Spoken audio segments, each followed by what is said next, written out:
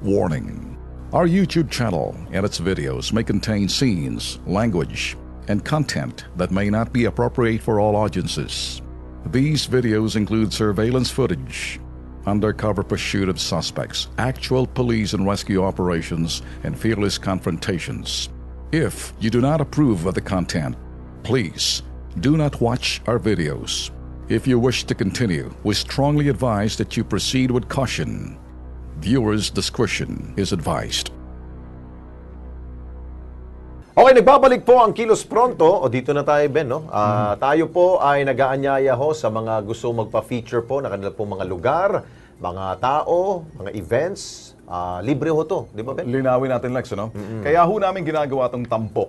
Number one, in support din ho sa sinasabing kampanya ho ng, sabihin ho natin, ang ating pamahalaan. Sa ilalim ho ng sinasabing PCOO, ganun din ho, yung mga pareho ng tourism.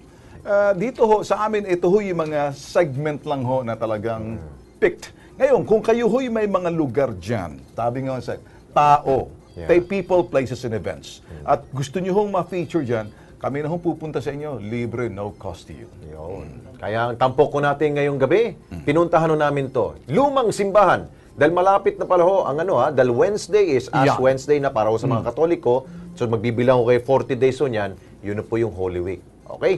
Dahil po sa tuwing Semana Santa, tayo po ay nagbibisita iglesia. Baka wala pa ho kayong gusto mapuntahan ng mga simbahan. Ito ho, sa Batangas po to. Panoorin natin.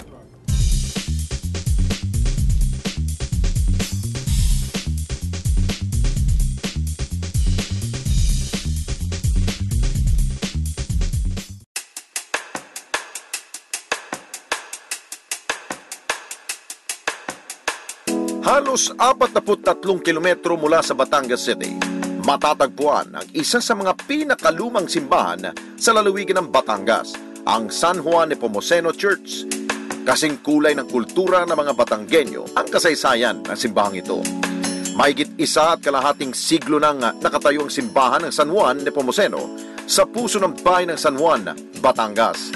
Taong 1843, ginawa ito gamit lamang ang palm leaves at kawayan. Ngunit, 2 taon lang ang nakalipas, lumubog ito sa baha at tuluyang nasira. Subalit, ika nga nila, anumang hamon sa buhay, iyong malalampasan basta't buo ang iyong pananalig sa itaas. Muling naitayo ang simbahan at upang maging matibay na ito, nayari ito sa mga bato at matitigas na kagamitan. At taong 1920 nang opisyal itong pinangalanan na San Juan Nepomuceno Church. Ayon kay Eric Cabautisa, ang head catechist na naturang simbahan, nalampasan na rin ito ang iba't ibang uri ng sakuna. Marami na. Oo, yung mga malalakas na bagyo, talagang hindi natinag ang simbahan. Kasi nga siguro, ang patron namin ay talagang para sa patron ng mga baha, patron ng mga tubig. Sa kasalukuyan, ito ang sentro ng Katolisismo sa San Juan at mga karatig bayan nito. Open kasi ito ay pilgrimage church na kung saan lahat ng taga iba't ibang lugar dinadayo ito para sa kanilang paglalakbay kabanalan. Kaya naman, sa mga nagpaplanong mag-out of town sa Semana Santa, bukas ang San Juan Nepomuceno Church para sa inyo.